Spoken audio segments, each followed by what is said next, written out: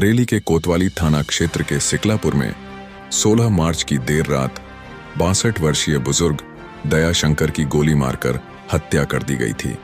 इस घटना के बाद मृतक के भतीजे ऋतिक ने ही थाना कोतवाली में 5 लोगों के खिलाफ अपने चाचा की हत्या करने का आरोप लगाते हुए मुकदमा दर्ज कराया था।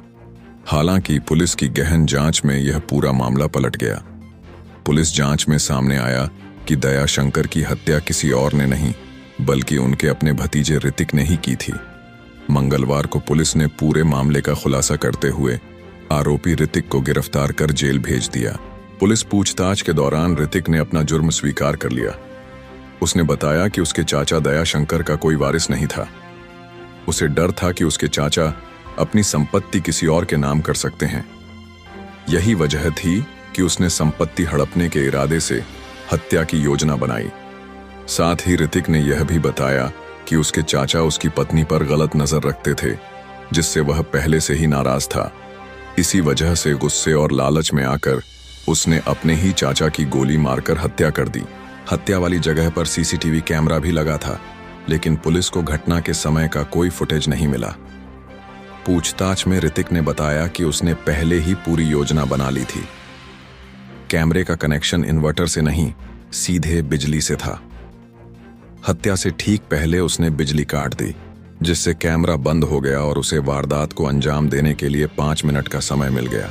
ऋतिक द्वारा घड़ी गई कहानी और परिवार के अन्य सदस्यों के बयानों में लगातार विरोधाभास सामने आया। इसके बाद पुलिस ने सख्ती से पूछताछ की तो ऋतिक ने पूरी सच्चाई उगल दी। पुलिस ने उसके कब्जे से हत्या में इस्तेमाल किया गया तमंचा, कारतूस, पेचकस और प्लास भी बरामद कर लिया है। दिनांक 17 मार्च 2025 को थाना कोतवाली में एक व्यक्ति जिसका नाम ऋतिक है, उसने एक तहरीर दी कि उसके सगे चाचा को किसी ने गोली मार दी और इसने नामजद तहरीर दी थी और अपने ही 5 साथियों का नाम उसने उस तहरीर में दिया था कि वो लोग आए और रात को उन्होंने गोली मारकर उनके चाचा, जिनका नाम दयाशंकर था, उनकी हत्या कर दी। इसमें जब मौके पर पहुंचा गया और सूचना मिलने पर और जब जांच की गई तो इसमें यह सामने आया कि जो वादी मुकदमा था, जिसका नाम ऋतिक है, वह खुद ही इसके अंदर अक्यूज्ड है और उसने ही ये हत्या कारित की। तो इसका जो कारण था, पूछताछ में ये सामने आया कि जो इसके चाचा हैं, इनके वारिस कोई नहीं है और इनके पास में थोड़ी संपत्ति थी, जिस संपत्ति को लेके इस व्यक्ति को यह आशंका थी कि ये संपत्ति किसी को बेच देंगे और इसे कुछ नहीं मिलेगा इस संपत्ति में। यह सोचकर ऋतिक ने अपने ही सगे चाचा की हत्या कर दी कि वो संपत्ति उसको मिल जाएगी।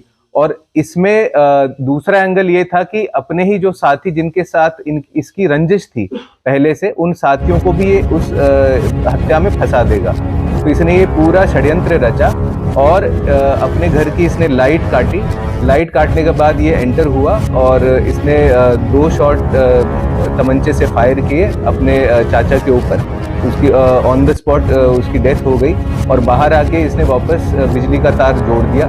इस प्रकरण में जो ये वादी मुकदमा है, जो हमारा इसमें हत्यारा है, इसको गिरफ्तार कर लिया गया है और इसके पास से एक तमंचा, कुछ खोखे और जो पेचकस और प्लास इसने यूज़ करे थे बिजली काटने के दौरान, वह भी बरामद किए गए हैं और इसे आज दिनांक 18 मार्च 2025 को न्यायिक हिरासत में भेजा जा रहा है।